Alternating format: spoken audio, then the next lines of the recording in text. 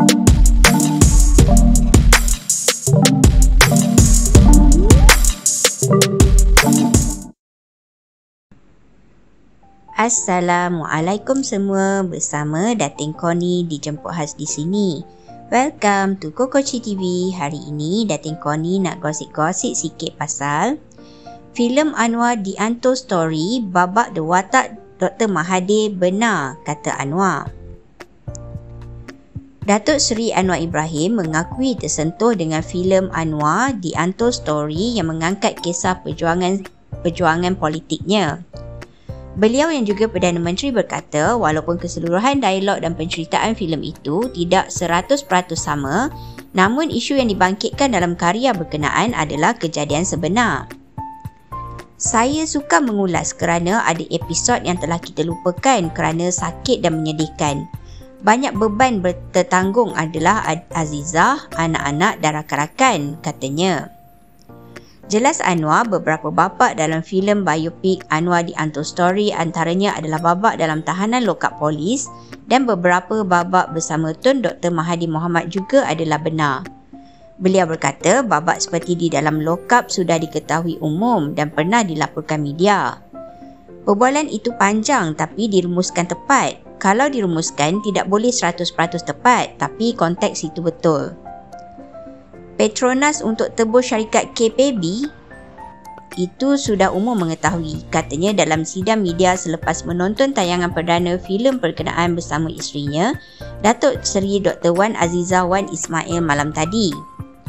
Hadir sama menyaksikan filem biopik pada majlis anjuran DMY Creation yang juga pengedar rasmi filem berkenaan adalah Menteri Komunikasi dan Digital Ahmad Fahmi Fadzil, Menteri Pendidikan Fadlina Siddiq dan Menteri Dalam Negeri Datuk Seri Saifuddin Nasution Ismail serta pengasas dan pengerusi DMY Creation Datuk Muhammad Yusof.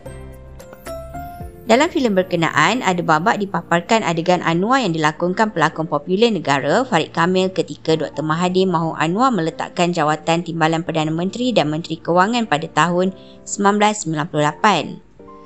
Babak di mana Dr. Mahathir mengarahkan Anwar untuk menebus syarikat KPB turut ditayangkan dalam filem berkenaan.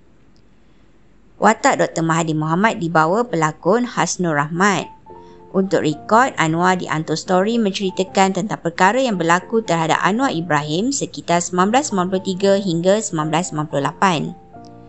Filem yang dirakamkan di Indonesia menceritakan mengenai perjalanan hidup Anwar sebagai Timbalan Perdana Menteri dan Menteri Kewangan serta perjuangannya dalam menentang amalan rasuah.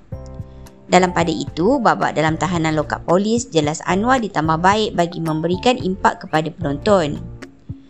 Babak lokap itu diketahui sebab ramai yang masuk lokap, tapi tidak semuanya sama sebab lokap mulanya tidak ada sinki. Dari satu sudut lokap sebenarnya lebih parah dan gelap sepanjang masa bertujuan untuk menyeksakan, katanya.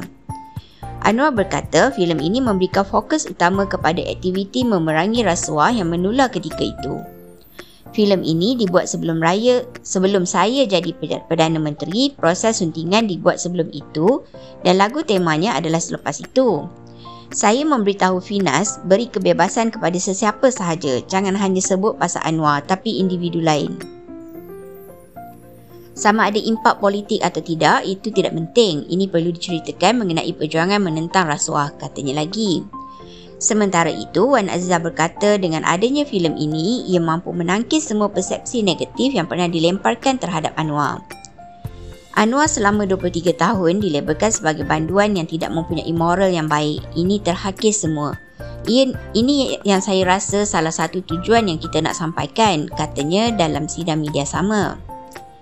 Pengarah filem Anwar The Untold Story, Viva Westi berkata, hampir 70% kisah dalam filem tersebut menggambarkan keadaan sebenar sementara selebihnya diolah agar menjadi lebih dramatik dan sesuai untuk ditonton umum. Filem ini pada mulanya berdurasi 180 minit sebelum dipotong menjadi 100 minit dan akan menemui penonton pada 18 Mei depan. Filem terbitan Biang Lala Entertainment itu turut dibintangi oleh Acha Septriasa sebagai Datin Seri Wan Azizah dan dibantu oleh Piet Pagau dan Dewi Irawan selain menelan berbelanja sekitar RM10 juta. Ya, kejap-kejap. Nak lihat apa seterusnya? Subscribe dulu, okey? Okey, sedikit ya. Janji. Okey. 1, 2, 3. Okey, subscribe. Terima kasih. Jangan main-main dengan sumpahan mulut aku. Diulangi, artikel ini diambil dari artikel berkenaan. Sebagai penggemar media hiburan, harus berhati-hati dalam memilih sesuatu isu. Kami tidak bertanggungjawab kerana pihak kami tidak tahu kesahihan berita yang dikeluarkan. Jangan meletakkan kepercayaan penuh dan membuat spekulasi atas perkara yang kita tidak pasti. Menghayati hiburan boleh, jangan sampai kita melibatkan diri dengan fitnah dan buka aib mereka.